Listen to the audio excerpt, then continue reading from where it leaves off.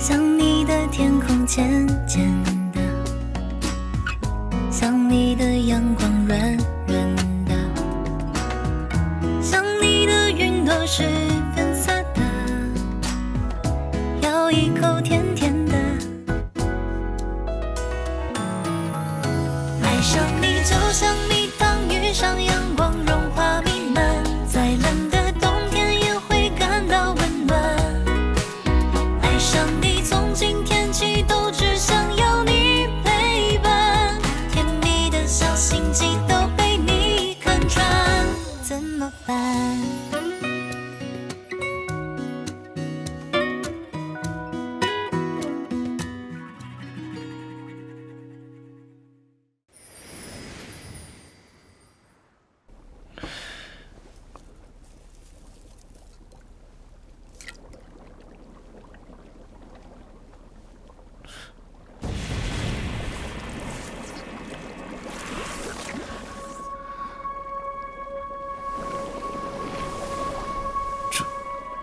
大人，雷捕头回来了。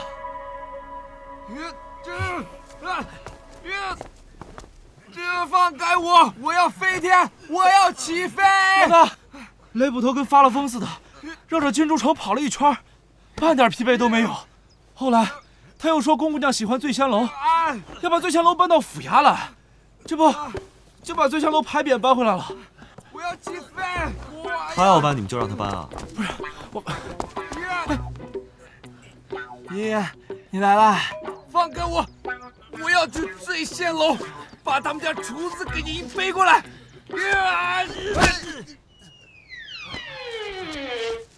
看什么看？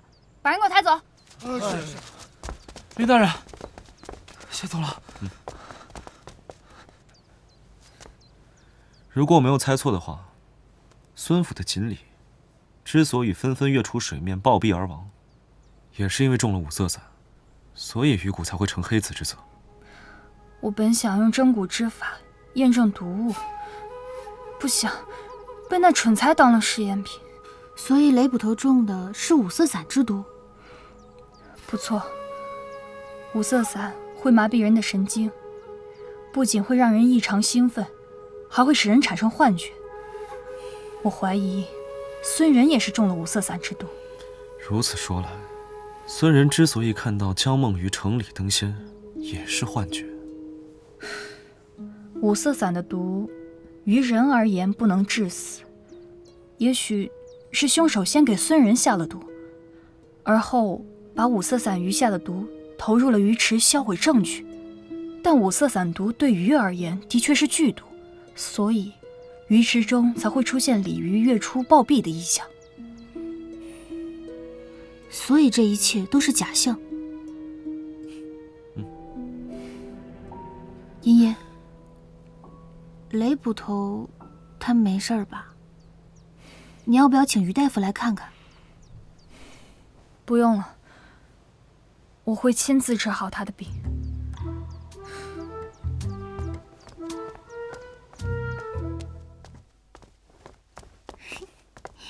慢点儿，这么高兴？那是自然。鲤鱼化仙是假，鲤鱼池的异象也找到原因了，离真相越来越近了，我能不高兴吗？别高兴得太早了，我早说过，这次的案件古怪，再者，凶手的杀人动机也未可知，这以后的事儿啊，才更难办。依我看，没什么事情能难倒林大人吧？依我看，你这拍马屁的功夫倒是越发熟练了。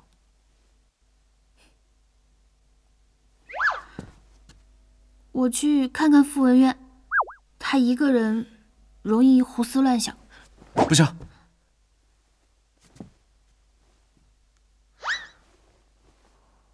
我一个人在府里的时候，也容易胡思乱想。林清秋，你最近越发不对劲了。那你觉得哪里不对劲了？变得和以前一样幼稚。哼。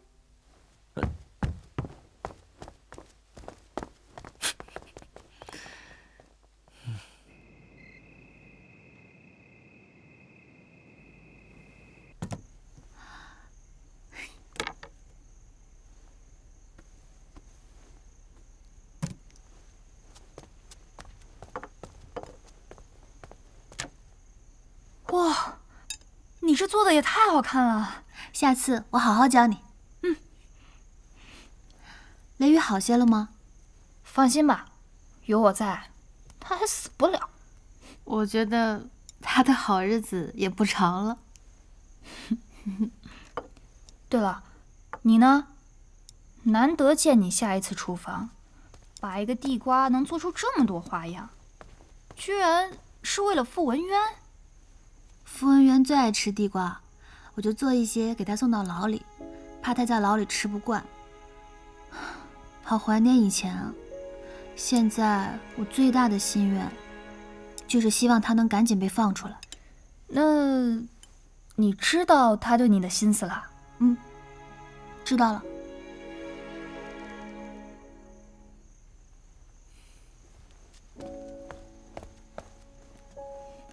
那，你想答应他吗？不，这不可能。他对我而言只是好朋友，哦不，好兄弟。只是现在他身负冤案，经不起双重打击。待他洗清嫌疑出狱，我自会向他将一切都解释清楚。哎呀，看来我表哥得努力了，早将傅文渊救出一日，你就早一日拒绝傅文渊。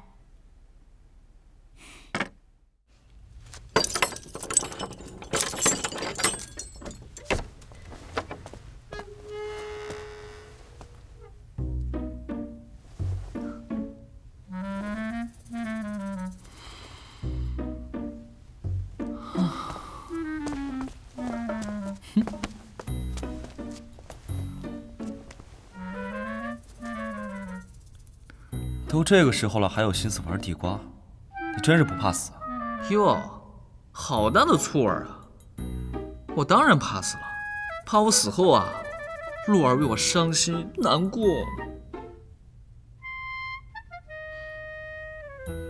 你有吗？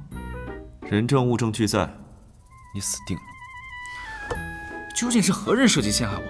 这就要问问你自己，到底得罪过何人？我得罪的人多了去了，要说是最恨我的嘛，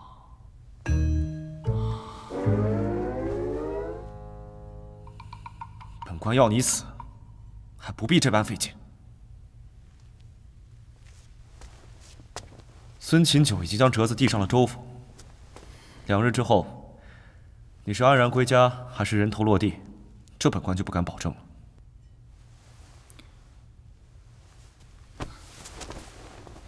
林清秋，如果我难逃一死，我只求你将陆儿与我撇清关系，护她周全。那是自然，本官自会护陆儿周全。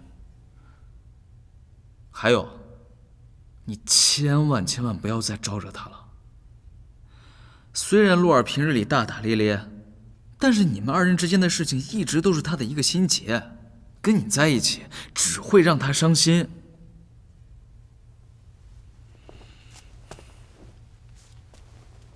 照你的意思是，你就算死了，也不会让陆儿和我在一起？你也可以这么理解，这1年来她好不容易走出来了，你不要再让她伤心了。陆儿这1年多来受的所有委屈，我会用一生来弥补她。所以，你的这个意愿，本官怕是不能答应了。你。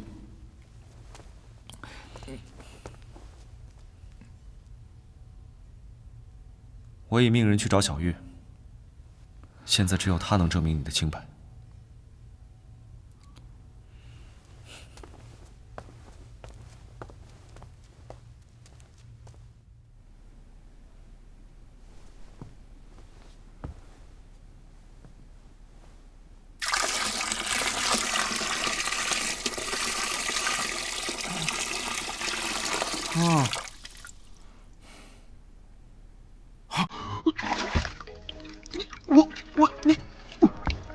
你捂什么啊？见惯了尸体，你这副皮囊也没什么好看的。我怎么在这儿啊？你中了五色散的毒，我得用药浴帮你把毒素蒸出来。哼，不想死就给我好好待着。原来如此。不过这毒让我中的不痛不痒，我还做了个美梦。梦到什么了？说啊，梦到什么了？梦见了我把醉仙楼的牌匾颁给了你，还梦见了我亲了你一下。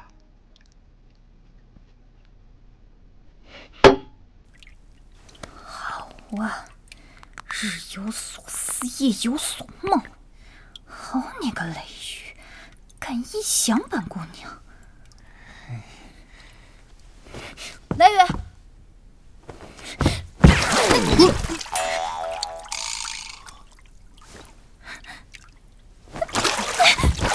你听我解释，你别打我呀！不是，我不是故意。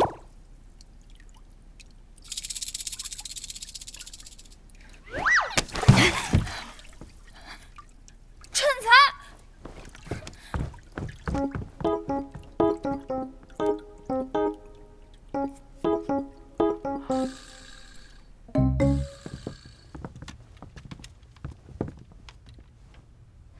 大人，我家小姐送亲路中遇到了山匪，是傅公子救了小姐。小姐为了报答傅公子，便将白玉玉佩送给了他，并非坊间传闻的定情信物。小玉所说句句属实。成亲当晚，你一直陪在江小姐身边，可曾察觉到有什么异样吗？喜宴一切如常，但是入洞房之后，小姐突然叫我找姑爷来。可曾说过是为何吗？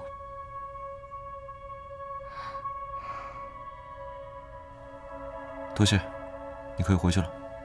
是。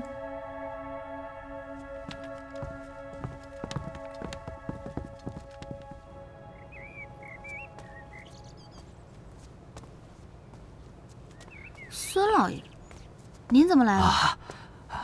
陆姑娘，我今日来是找林大人拿回我儿媳的遗物。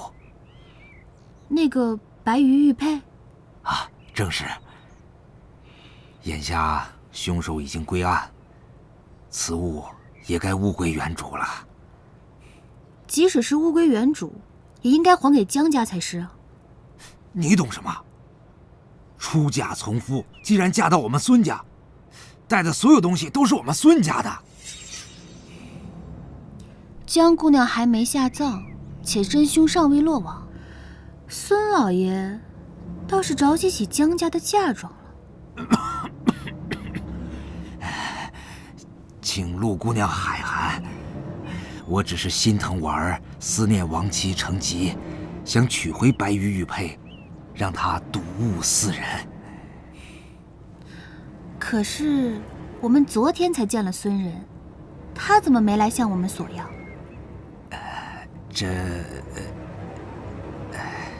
不对，江梦鱼的尸体刚被找到，孙老爷就叫林大人赶紧杀了傅文渊，现在又来寻江姑娘的遗物，孙公子都没有出面，您这个当公公的倒是鞍前马后，着急得很啊。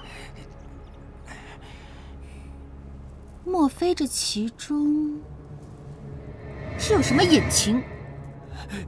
胡说！我跟你说不着，我去找林大人。哎，这是证物，林大人是不会给你的。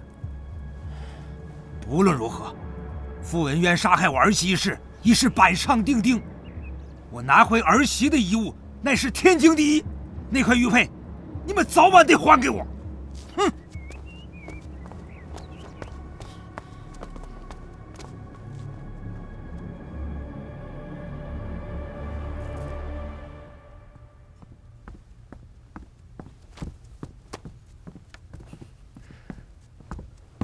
洛儿，你方才去哪儿了？真乌寺，我有事要跟你说。且慢，先让我猜猜，我们想的是否一致？孙清九有鬼。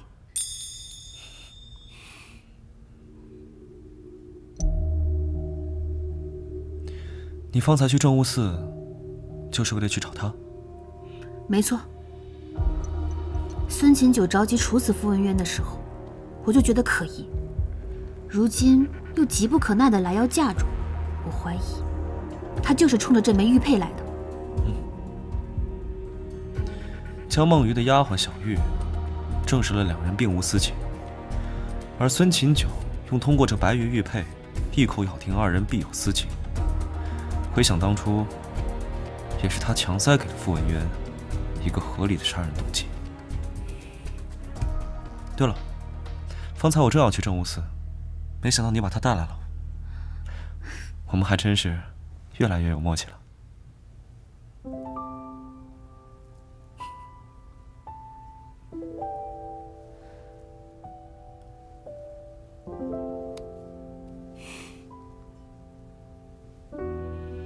我的意思是，把玉佩给我。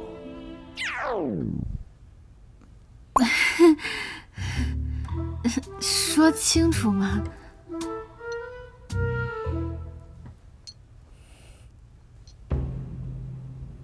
怎么样？此玉来历不浅，曾是西域楼兰古国的国宝。楼兰古国？此玉为双鱼玉佩，一墨一白。白玉取自天山雪域，而墨玉取自龙穴地卵。多年前，西域楼兰为与我国交好，曾将其中的墨玉玉佩献给我朝，而先帝又将其赐给季太师。季太师是谁？一个落马的大贪官。那这枚玉佩一定很值钱。何止是值钱，简直是无价之宝。传闻中，只要双玉合并，便能找到传说中的绝世宝藏。若是得到宝藏，或许可以改变天下诸国的局势。哦，原来是这样。对了，还有一事蹊跷。小玉方才说过，在喜宴当晚，江梦鱼曾多次催促他，将尚在喜宴中宴客的孙人叫回去。江梦鱼为何要这么做？当晚他一定是知道了什么。看来我们有必要去孙府一趟了。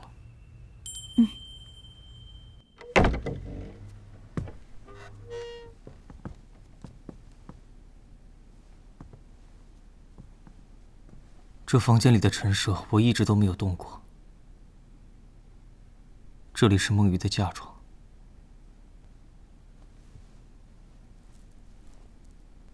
不知孙公子可否认得此物？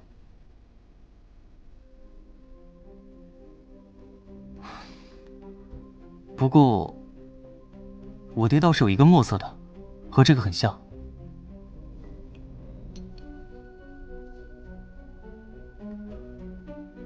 我家娘子的东西都在这里了，二位请自便。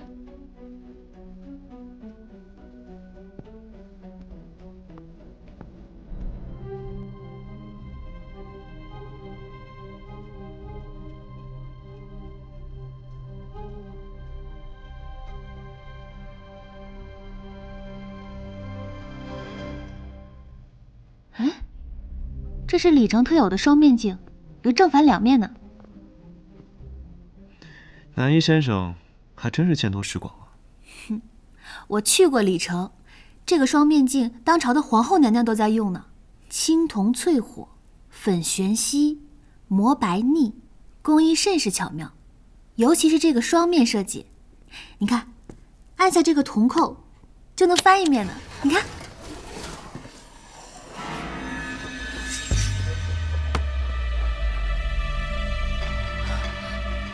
孙琴九已报寿，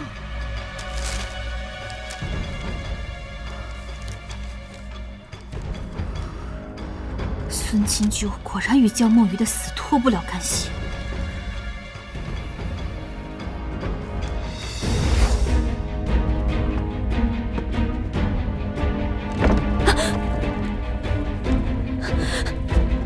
干什么？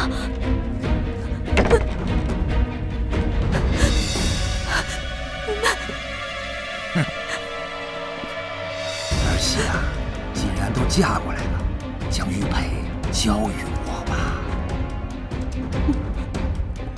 是说过了吗？玉佩不在我身上。少跟我装糊涂！快把白玉玉佩交出来！玉佩真的不在我身上。快交出来！打死！交出来！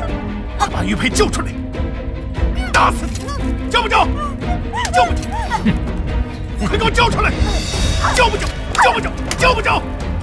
玉佩真的不在我身上。交不交？交不交？交不交？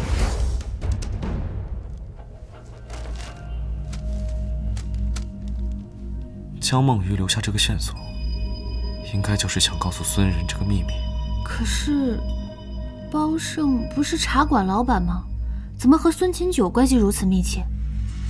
包胜一案尚有诸多疑点，到底是何人多此一举将包胜塞进棺材，再嫁祸于你，还未可知。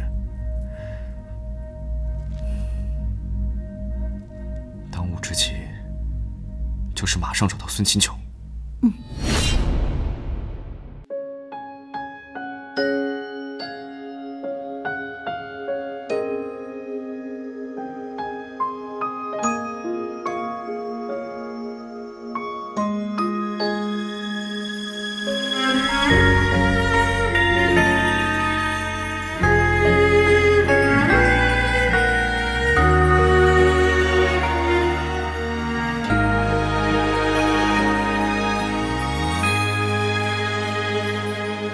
试过9次挣脱，双手不再紧握，就算重返寂寞，不像是爱过。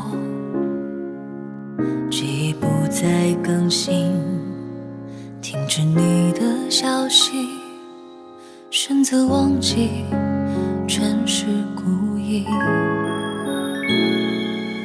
试过接受蹉跎，假装比你洒脱，干脆闭上眼睛，不看那个我，直到快分不清，爱你是真是戏，骗过了时间，骗不过自己。我想我会明白，不会再去依赖，只能在记忆里去画爱我的一个你。这离别太儿戏，道别的每一句，对爱懦弱的那个人不是我，是你。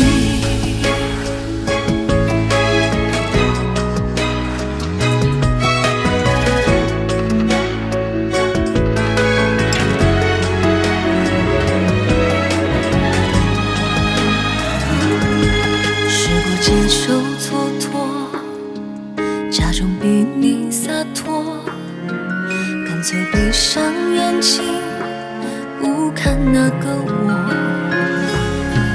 直到快分不清，爱你是真是戏，骗过了时间，骗不过自己。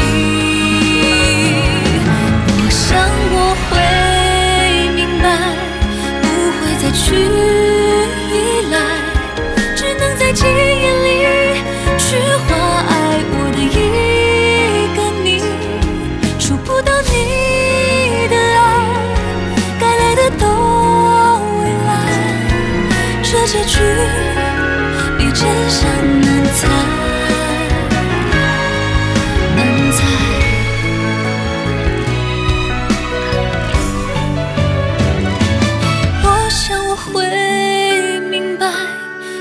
会再去依赖，只能在记忆里去画爱我的一个你。这离别太儿戏，